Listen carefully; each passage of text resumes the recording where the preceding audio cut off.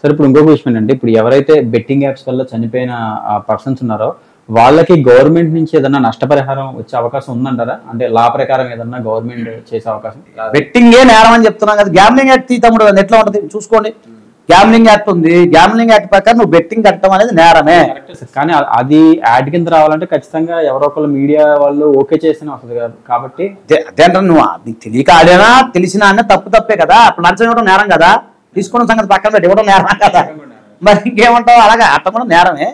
చట్టం ఉంది. నేను చెప్తున్నా వ్యక్తిగత అభిప్రాయం కాదు. కాకపోతే ఒకటి చెప్తా అశోక్, ఎవరైతే చనిపోయిన వాళ్ళు ఎవరైతే ఉంటే ఎవరైనా బాధితులు ఉంటే మన ఛానల్ అప్రోచ్ కమ్మనండి. మీరు ఈ సందర్భంగా రమ్మనండి. 100 మంది ఉన్నా కూడా నేను సపోర్ట్ చేస్తా. వీలైతే దాన్ని తీసుకెళ్దాం, ప్రభుత్వం దృష్టికి తీసుకెళ్దాం. అందులో నిజంగా పేదవాళ్ళు ఉండి వాళ్ళకి తినడానికి తిండి లేకపోతే కొన్ని చందా వసూలు చేద్దాం, ఒక టీమ్గా ఏర్పాటు చేద్దాం, ఒక ట్రస్ట్ పెడదాం. అవసరం అయితే సెలబ్రిటీ దగ్గరికి వెళ్దాము. ఇంకా పెద్ద వాళ్ళు ఉన్నారు, అందరూ వస్తారు. ఇప్పుడు వీళ్ళందరూ మనకు సపోర్ట్ చేస్తామంటున్నారు. పోదాం తమ్ముడు, పోదాం, మంచి పని చేద్దాము, మినిస్టర్ గానే కలుద్దాము, వీలైతే నేషనల్ స్థాయిలో వెళ్దాము. తప్పే ఉండడానికి ప్రయత్నం చేద్దాము. ఇప్పుడు ఎంఆర్ఓ గారి దగ్గర కొన్ని పన్ను ఉంటుంది. ఇలా చనిపోయిన వాళ్ళకి సీఎం రిలీఫ్ ఫండ్ అని కొన్ని అంటే ఆయన దగ్గర అంటారు, దాన్ని నోట్లాడుతుంది గుర్తురాదు. యాక్సిడెంట్ గుర్తు తెలియని వాహనం మరణించిన, గుర్తు తెలియని వ్యక్తి చనిపోయినప్పుడు కొంత అమౌంట్ ఉంటుంది, కన్సోలేషన్ ఇదే ఇది అంటారు దాన్ని. దాని నుంచి మనం అడుగుదాము. ఒకవేళ చనిపోయిన వ్యక్తి ఎస్సీఓ బీసీఓ బడుగు బలహీన వర్గానికి చెందిన వ్యక్తి అనుకో, ఎస్సీ కార్పొరేషన్ నుంచి డబ్బులు అడుగుదాము. నీకు అర్థమవుతుంది చెప్పింది.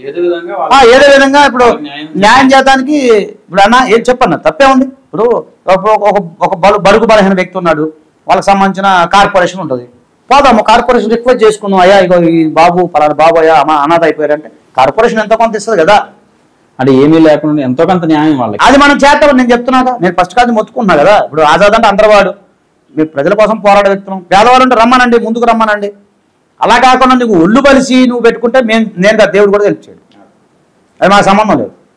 నిజంగా నువ్వు ఎస్టీమ్ పూరయ్యి నిజంగా డబ్బులు పోగొట్టుకుంటే మాత్రం వెల్కమ్. నాకు దేవుడు మంచి అవకాశం ఇచ్చినందుకు మీ అందరికి సపోర్ట్ చేస్తా. అందుకు నేను మీ యొక్క సందర్భాన్ని బట్టి ఎక్కడెక్కడ వస్తాయి, మాకు సీఎం రిలీఫ్ ఫండా, లేదా మీ కార్పొరేషన్ సంబంధించిన ఫండా, ఒకటే కొన్ని ట్రస్టులు ఉన్నాయి అదే, లేదు నాకు తెలిసిన క్లయింట్లు బోల్డ్ మంది ఉన్నారు, ఎన్ఆర్ఐ క్లయింట్లు. వాళ్ళకి చెప్తే వాళ్ళు కూడా ఎంతకొంత సాయం చేస్తారు. వాళ్ళ లేదు మాకు సంబంధించిన కొన్ని ప్రతి ఒక మనిషికి ఒక కమ్యూనిటీ అనేది ఉంటుంది కదా, వాళ్ళ ద్వారా ఇంకేమైనా ఉంటుందా, లేదా ఇంక తెలిసిన ట్రస్ట్ ఉన్నాయి మాకు తెలిసిన వాళ్ళు, వాళ్ళ ద్వారా బట్టలు ఇప్పియటమా, లేకపోతే వాళ్ళకి ఏదైనా చదువుకున్న పుస్తకాలు కొనియటమా, లేదంటే వాళ్ళ ఫీజులు కట్టడం. నేను చేస్తా అంటున్నా కదా, మీకేంటి ప్రాబ్లం?